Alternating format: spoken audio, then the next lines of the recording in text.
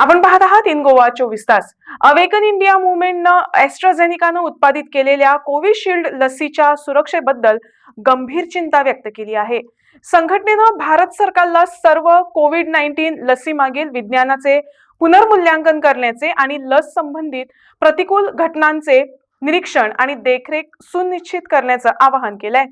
दरम्यान सुरक्षतेच्या कारणास्तव ॲस्ट्राझेनिकानं आपल्या कोविड-19 लस जागतिक स्तरावर मागे घेण्यास सुरुवात केली आहे. Topic is about our entire meet is about Awaken India movement raising concerns over Covidshield vaccine side effects, and also we are going to cover the points of the demands for compensation and liability.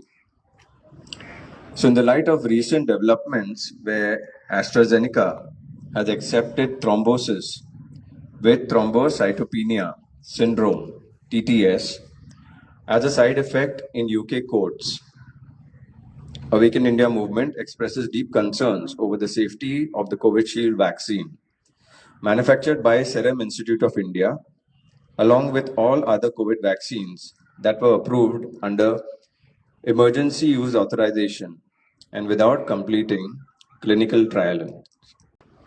The Prime Minister also warned of the growing numbers of cardiac arrest, heart attacks in young adults, along with scientific data and peer-reviewed research papers confirming the association.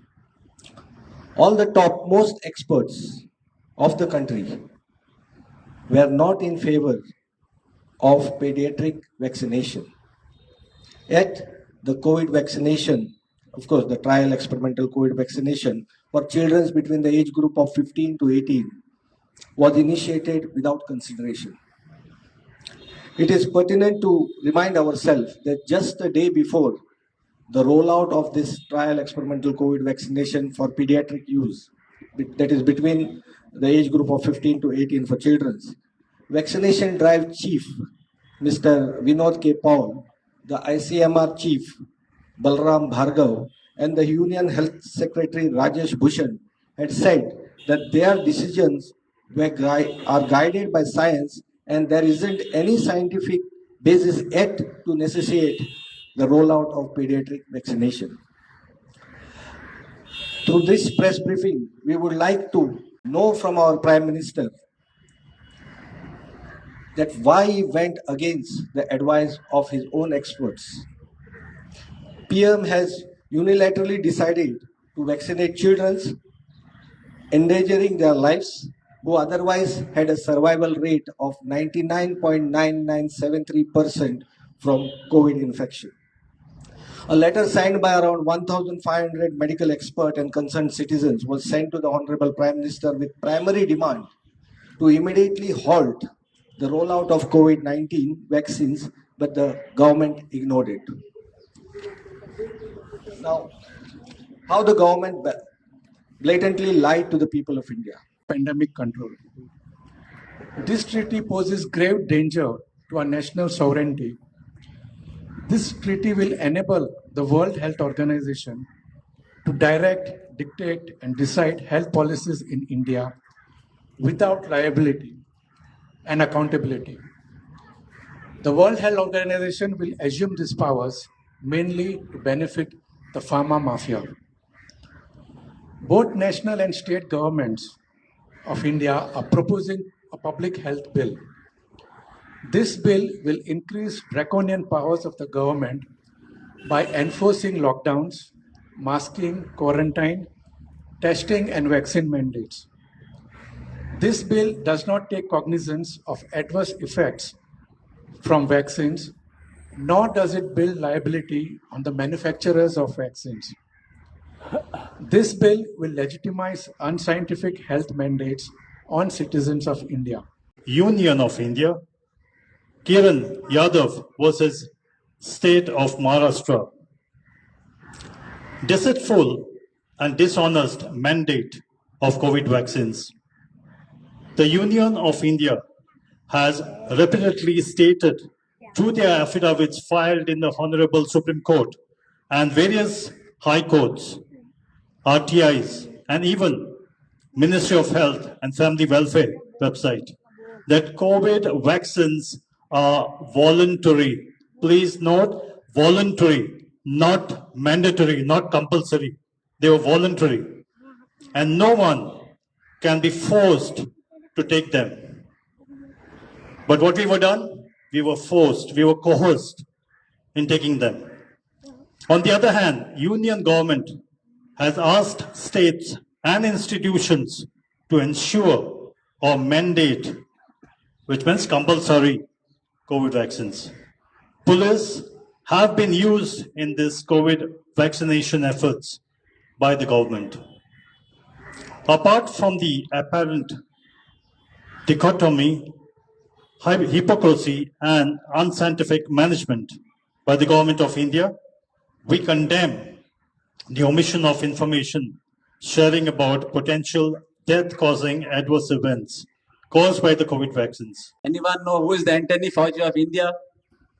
The mainstream media does not even know the names of the members who sit in India's national task force and how they are financially connected to the pharmaceutical industry and vaccine mafia.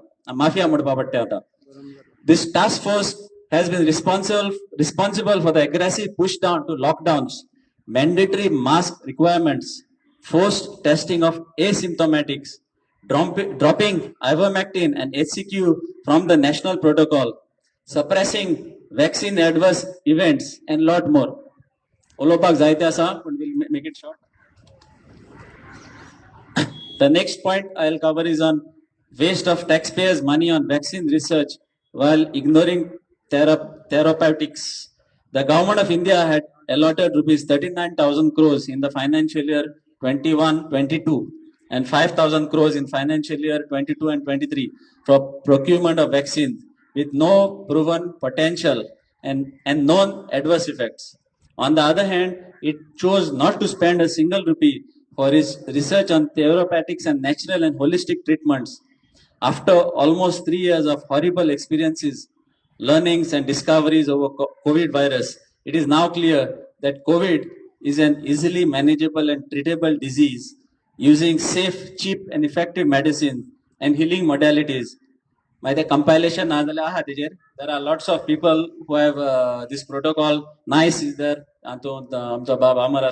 Daryl also is there. There are lots of local cures, but government doesn't want to spend on that. Till the judgment is passed. But again, a counter case has been filed against the Serum Institute CEO in Nagpur High Court. Now the case will start in Mumbai High Court. Yeah, that's what regards this I want to state. And now the mass murder is now proved because the doctor Sneha Lungavat has died of thrombosis only in March 2021. So it proves that he is a mass murderer.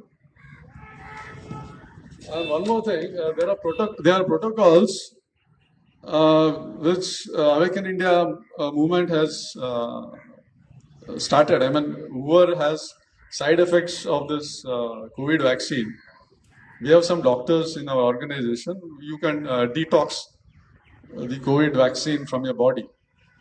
There are protocols in that. So anybody who wants to detox, you can visit our website. The protocols are there. The link is also provided in the website. Yeah, thank you.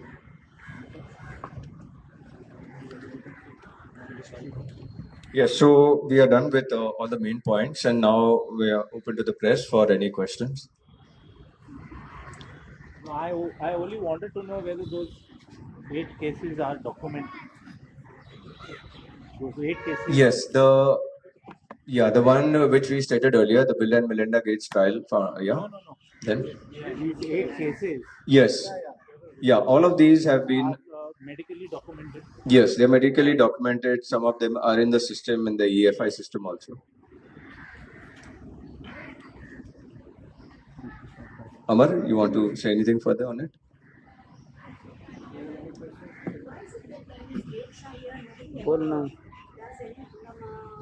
When Bill Gates is here.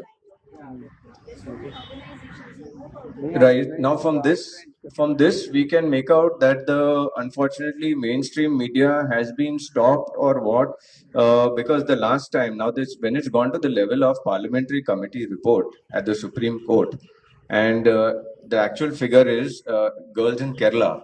That there were those deaths, and 4,90,000 Kerala girls have got permanently disabled by those vaccines. Now, shouldn't this been on the headlines for a whole month all across India, right? It never happened. So the question is, what is our media doing when close to 5 lakh Indian girls have been, and those were unapproved, those were illegal trials that was done, and it went to Supreme Court, and over there it got botched. And the current status also of all of our cases, they are not just giving us the next date.